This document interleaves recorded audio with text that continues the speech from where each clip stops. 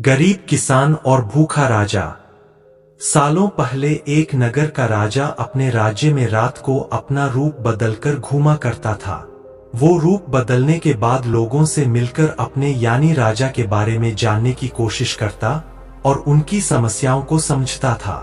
एक रात जब वह राजा नगर घूम रहा था तो अचानक जोर से बारिश होने लगी।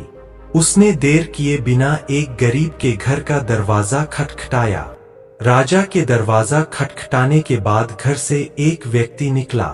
वह एक गरीब किसान था जो अपनी पत्नी और बच्चों के साथ रहता था।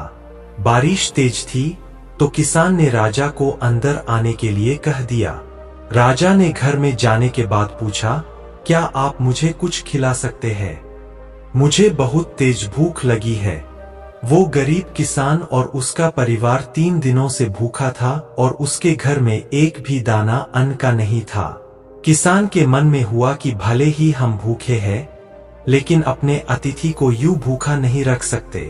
अब किसान ये सोच सोचकर बेचैन हो गया कि अपने अतिथि का पेट कैसे भरा जाए। तभी उसने घर के सामने वाली दुकान से चावल चुराने की तरकीब सोची।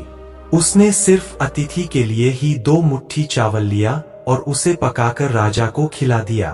तब तक बारिश रुक गई थी और राजा अपने घर चला गया। दूसरे दिन दुकान का मालिक अनाज की चोरी की शिकायत लेकर राजा के पास पहुंचा।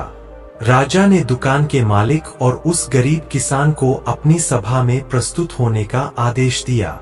सबसे पहले सभा में पहुंचे किसान ने राजा के सामने जाकर अपनी चोरी का इल्जाम कबूल कर लिया और बीती हुई रात की पूरी बात राजा को बता दी।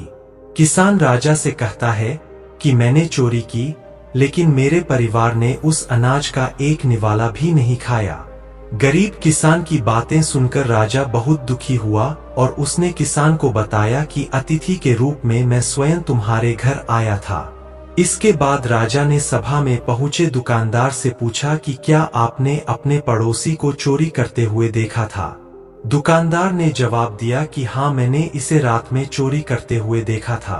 दुकानदार की बात सुनने के बाद राजा कहता है कि इस चोरी के लिए मैं पहले जिम्मेदार हूँ और फिर दूसरा तुम हो, क्योंकि तुमने अपने पड़ोसी को अनाज की चोरी करते हुए देखा, मगर कभी उसके भूखे परिवार को नहीं देखा। तुम अपने पड़ोसी होने का धर्म बिल्कुल निभा नहीं पाए। इतना कहने के बाद राजा ने दुकानदार को सभा से जाने के लिए कह दिया और किसान की अतिथि निष्ठा भाव को देखकर उसे 1000 सोने के सिक्के इनाम के रूप में दे दिया। दोस्तों, इस कहानी से हमें यह सीख मिलती है कि अगर कोई आसपास रहने वाले मुसीबत में है तो हमें उनकी मदद करनी चाहिए।